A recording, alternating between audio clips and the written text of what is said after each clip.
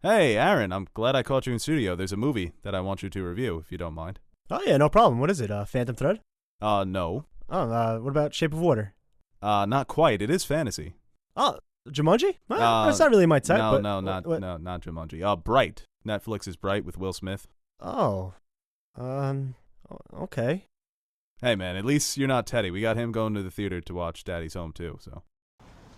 That's what I thought. You know what, Dusty? You're not worth it. Come on, Dad. Good. Psych! You're totally worth it! Ah! Dad!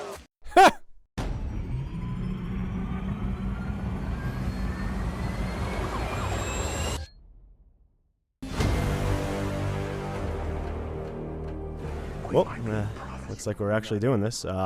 Bright, directed by David Ayer, starring Will Smith and Joel Edgerton, tells the story of two cops in alternate Los Angeles where fantasy and magic exist in the modern world. Now, the concept of a fantasy set in 2017 is very interesting and is a different take from traditional fantasy. I've always wondered how the worlds of Lord of the Rings and Game of Thrones would look in the future. How would the aspects of fantasy affect evolution of time and events, and would the world that we know even be anything like it's currently constructed? And in Bright, we see the effects of these elements in a contemporary setting. Sadly, though, Ayer completely misses the mark and takes a promising premise and pretty much Suicide Squads it.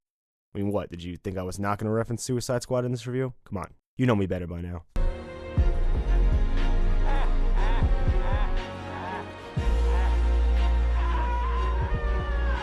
Now, in this alternate reality, orcs are seen as less than human. They are looked down on, stereotyped, and mistreated by humans and elves alike for the events that happened thousands of years ago. And that's the central theme of this film. It's prejudice, but the way it's conveyed is so unnatural and forced that it could be seen as almost comical if you aren't cringing so hard at the awful acting by some of the supporting cast members. I mean, there's a scene in the locker room of the police station where it's so forced that you think it can't possibly get any worse. And in literally the next scene following that, we have Jacoby walking around with a kick me sign on his back. A fucking kick me sign, seriously. A sign that says kick me and it's on his back. I mean, we get that orcs are mistreated, convey it to the audience in a convincing and powerful manner so we can try and relate and feel for Jacoby. The movie is also inconsistent in that the world is too similar to ours. Events and circumstances in our world would never come to fruition in this alternate reality. I mean, there's a scene where they're referencing how orcs are playing defensive line in the NFL. First of all, that's not even fair. We've seen an orc lift a truck earlier in the movie, and now you're telling me one of these guys is gearing up and leveling Tom Brady? I mean, I would actually love to see that. But, I mean, if Shrek was made in this reality, so that means the movie Concussion was, and we still have these orcs dishing out CTE like '09 Chris Paul. Tell the truth. Also, if these orcs are so hated, then why are people letting them on their football teams? I mean, I know I'm looking too far into it and it's a little bit of a nitpick, but these things matter when you're trying to build a universe where these things exist. You want it to feel real so the audience can be into your film. And the dialogue is just so unnatural and forced. I mean, has David Ayer ever had any human interaction in his life? Seriously, between this and Suicide Squad, there's two, I have serious doubts. The scene where the cops find the wand, and right after that, the car chase sequence are just too cringy.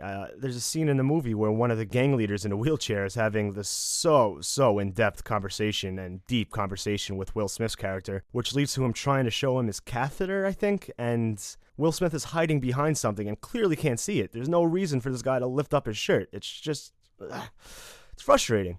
And Will Smith actually utters a line when he kills a fairy that fairy lives don't matter today, which is...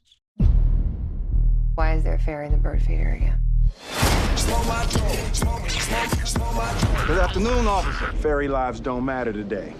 That's it right there. Now take the little homie out LAPD style like you do. So weird and out of place. I mean, quick spoilers ahead if you haven't seen the movie yet, which... I don't know if you should.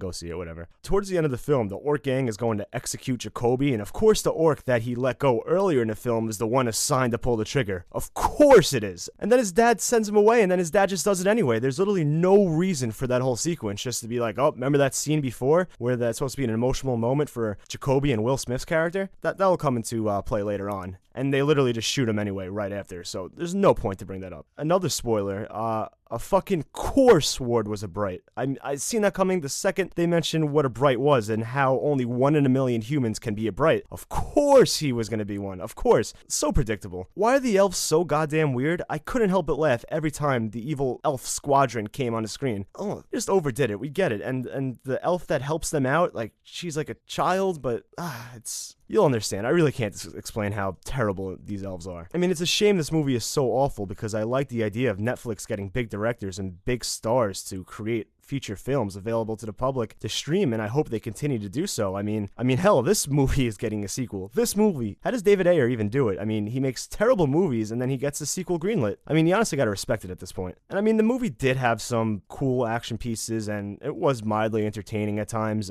Will Smith was fine as the lead, but again, he's just can't save this movie. No one could save this movie. I want to say I feel bad for Will Smith, but he's kind of putting it on himself. He's taking these just terrible roles in terrible movies, but that's a different story. The humor is very hit or miss. I did blow air out of my nose a few times on occasions, but that's about it. They try to relate to 2017 so much, but they do things like the public prejudice towards the orcs. It's very 1950s, 1960s-ish. It's not 2017, but yet everything else in the movie they try to relate to our time, so it's very inconsistent in that matter. And Joel Edgerton, I guess, does a good job too, but the supporting cast, like I said before, is so overacted and unnatural in force, it's hard to watch. I guess, I mean, Netflix can only afford a couple of big stars. They really can't shell out anymore, so, but it's just difficult to watch, and I hate this movie.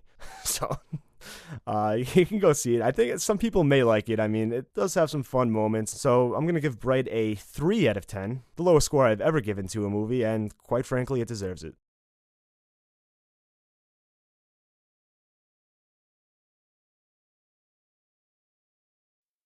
Here, Lois, take a look.